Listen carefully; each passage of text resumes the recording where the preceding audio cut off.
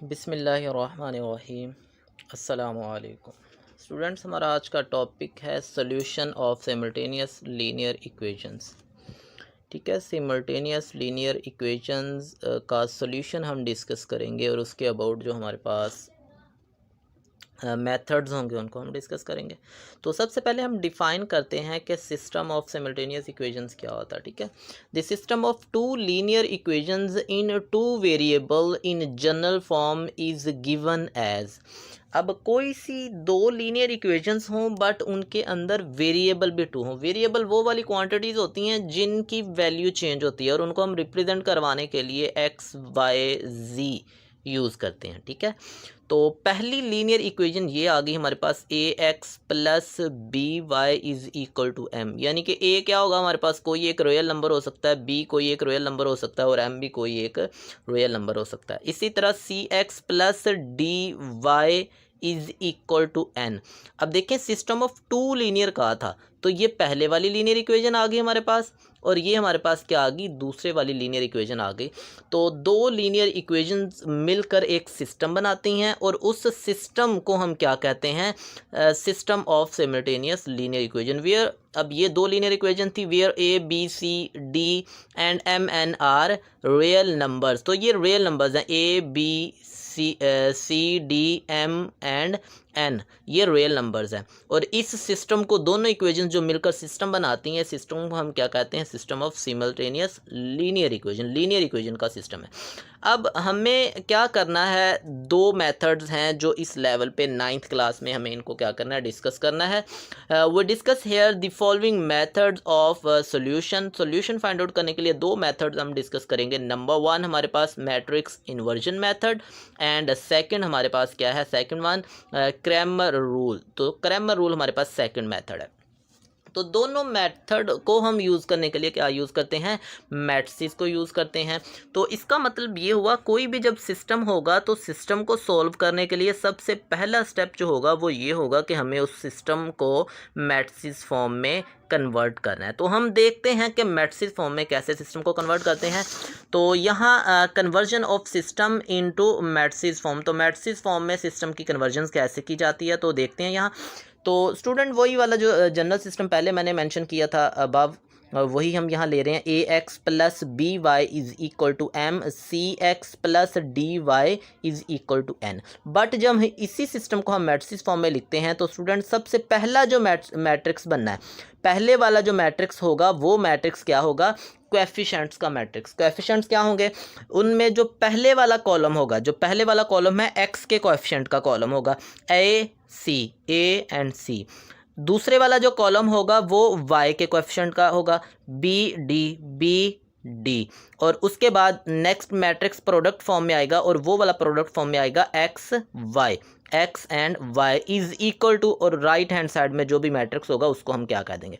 अब इन मैट्रिक्स को नेम दिए जाते हैं। जो कोएफिशिएंट का मैट्रिक्स होता है उसको हम ए कह रहे होते हैं, जो वेरिएबल का मैट्रिक्स होता है इसको हम क्या कहते हैं, एक्स कहते हैं, और जो राइट हैंड साइड का मैट्रिक्स आता है इसको हमने क्या नाम दिया होता है, बी का नाम दिया जाता है। और इस तरह हम क्या करते हैं, मैट्रिक्स फॉर्म में अपने सिस्टम को कन्वर्ट करते हैं। और कन्वर्जन्स के बाद फिर हमने दो मेथड पढ़ेंगे यहाँ, मैट्रिक्स इन्वर्जन मेथड और क्रैमर रूल। तो आज के लेक्चर के अंदर हम बात करेंगे मैट्रिक्स इन्वर्जन मेथड की।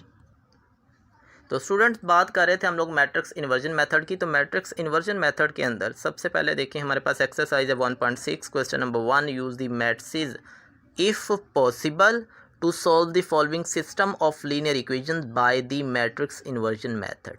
हमें क्या करना है, मैट्रिसेस को यूज़ करना है। अगर उनका सॉल्यूशन पॉसिबल होगा तब हमने उसको सोल्व करना है, बट सोल्व करने के लिए जो हम मेथड या टेक्निक यूज़ करेंगे वो टेक्निक होनी है मैट्रिक्स इन्वर्जन मेथड की।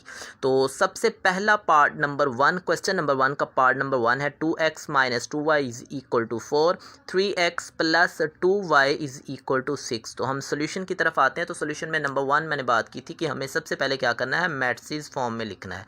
तो इन मैट्रिसेस फॉर्म, जब हम मैट्रिसेस फॉर्म में लिखते हैं तो पहले वाला कॉलम जो होगा वो x के कोएफिशिएंट का 2, 3, 2 एंड 3, और दूसरे वाला जो कॉलम आएगा वो y के कोएफिशिएंट का -2। अब जो भी सिंबल कोएफिशिएंट के साथ आएगा वो वाला सिंबल आपने यहाँ राइट करना है। तो यहाँ साइन है नेगेटिव का तो लिखेंगे -2 और ये प्लस का 2 है तो ये प्लस वाला 2, प्लस का साइन हम लिखते नहीं है। और सेकंड वाला मैट्रिक्स मैंने बताया था x और y का होगा इज इक्वल टू, और वो राइट हैंड साइड 4 एंड 6। तो ये पहले वाले मैट्रिक्स को a कहा, दूसरे वाले को हम x कहते हैं, और तीसरे वाला जो मैट्रिक्स है वो राइट हैंड साइड का और उसका नाम b रखा है।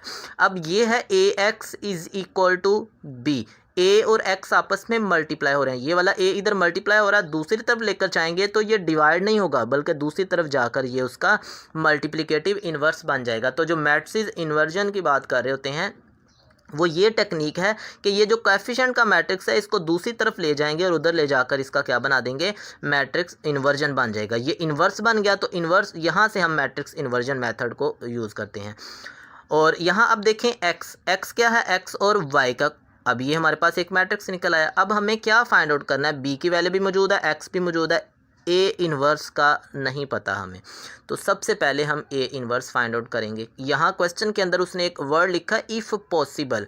इफ़ पॉसिबल का मतलब ये होता है कि अगर आपका a जो है वो सिंगुलर है तो इसका मतलब ये हुआ उसका सोल्यूशन पॉसिबल नहीं है। अगर a सिंगुलर होगा तो पॉसिबल नहीं है। सिंगुलर होने का क्या मतलब है, a का डिटर्मिनेंट लिया और आंसर आ गया 0, तो इसका मतलब उसका सोल्यूशन एग्जिस्ट नहीं करता, उसका सोल्यूशन पॉसिबल नहीं है। अगर not equal to 0 non singular आएगा तो उसका सोल्यूशन पॉसिबल होगा। अब हम इसी की तरफ आते हैं क्वेश्चन का। अब हमें क्या करना है, फाइंड आउट करना है इसका इन्वर्स। तो इन्वर्स निकालना है। तो सिंस अब यहाँ से ये a है, ये हमारे पास क्या है x, और ये हमारे पास क्या है b। तो यहाँ से हमने ये इक्वेशन नंबर 1 मार्क कर लिया। सिंस a ये a की इक्वल है, b ये वाला b था, x इसके इक्वल था। नाउ हम a का डिटर्मिनेंट फाइंड आउट करते हैं। तो दोनों तरफ लाइंस को सेपरेट कर देंगे। डिटर्मिनेंट का कॉन्सेप्ट क्या था, डायगोनल एंट्रीज का प्रोडक्ट, यानी कि 2 मल्टीप्लाई बाय 2, दरमियान में माइनस का sign, 3 multiply by -2, 3 multiply by -2, और ये -6 आ जाएगा, -6, और ये वाला माइनस प्लस का 6 हो जाएगा। 4 + 6 10, 10 नॉट इक्वल टू 0। इसका मतलब ये हुआ a is a non singular. अगर a नॉन सिंगुलर है तो इसका मतलब सॉल्यूशन एग्जिस्ट करेगा। अब हमें क्या करना है, इन्वर्स निकालना है। और इन्वर्स का फार्मूला हमने ये पढ़ा था कि a inverse is equal to, जो a इन्वर्स था वो किसके इक्वल था, वो था हमारे पास adjoint of a divided by a determinant. अब a डिटर्मिनेंट निकालिए, एडजॉइंट भी हमें निकालना है। तो एडजॉइंट ऑफ a निकालते हैं। एडजॉइंट ऑफ a में क्या करते थे, डायगोनल एंट्रीज को चेंज कर देते थे, इंटरचेंज करेंगे। 2 से इंटरचेंज होगा, कोई डिफरेंस नहीं है, कोई फ़र्क नहीं पड़ा। बट जो बाकी अदर एंट्रीज होती हैं उनके साइन चेंज करने हैं। ये प्लस का 3 था तो -3 हो जाएगा, ये माइनस का 2 था तो +2 हो जाएगा। ये एडजॉइंट ऑफ a आ गया। अब यहाँ a इन्वर्स का फार्मूला हमने यूज़ किया, a inverse is equal to adjoint of a divided by a determinant. तो एडजॉइंट ऑफ a की जगह पे ये राइट कर लिया और उसके डिटर्मिनेंट की वैल्यू हमारे पास मौजूद है 10।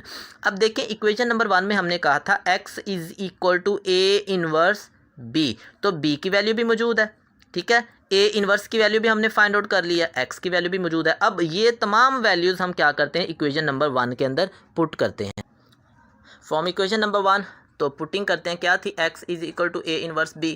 तो ये x की वैल्यू पुट कर दी हमने यहाँ हमारे पास क्या आ गया, a इन्वर्स की वैल्यू पुट कर दी, और ये हमारे पास क्या आ गया, b की वैल्यू। अब सबसे पहले मैट्रिक्स का जो मैट्रिसेस हैं इनका प्रोडक्ट ले लेते हैं। प्रोडक्ट कैसे लेते होते थे, पहले वाली रो को कॉलम के साथ मल्टीप्लाई करवाते थे, और मल्टीप्लिकेशन कैसे करवाते थे, पहले एलिमेंट को पहले एलिमेंट के साथ, दूसरे एलिमेंट को दूसरे एलिमेंट के साथ। तो ये आ जाएगा 2 मल्टीप्लाई बाय 4, 2 मल्टीप्लाई बाय 4, दरमियान में प्लस का साइन, 2 मल्टीप्लाई बाय 6 तो 2 मल्टीप्लाई बाय 6।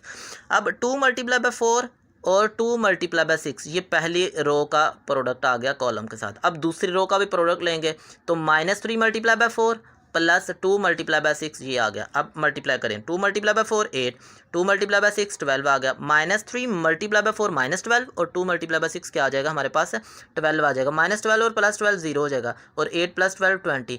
अब दोनों के बटे में 10 लिखा हुआ, ये 10 अंदर जाके दोनों को डिवाइड करेगा तो ये 2 आ जाएगा। अब ये दोनों मैट्रिसेस आपस में इक्वल हैं, दोनों का ऑर्डर क्या है, ऑर्डर भी सेम है। और इक्वल मैट्रिसेस की प्रॉपर्टी क्या थी कि उनके कॉरस्पॉन्डिंग एलिमेंट्स भी क्या होते हैं, इक्वल। तो यहाँ कॉरस्पॉन्डिंग एलिमेंट क्या आ गया, x इक्वल टू 2 आ जाएगा और y इक्वल टू 0 आ जाएगा। अगर सोल्यूशन सेट लिखना हो तो एस इज इक्वल टू ये आ जाएगा आपके पास, सेट वाली ब्रैकेट लगा देनी है, और स्मॉल ब्रैकेट के अंदर हम क्या करेंगे, इसका सोल्यूशन लिखेंगे। स्मॉल ब्रैकेट में सबसे पहले x की वैल्यू और दूसरे नंबर पे हम क्या लिखते हैं, y की वैल्यू पुट करते हैं। तो इस तरह हम इसका क्या कर सकते हैं, सोल्यूशन सेट भी राइट कर सकते हैं।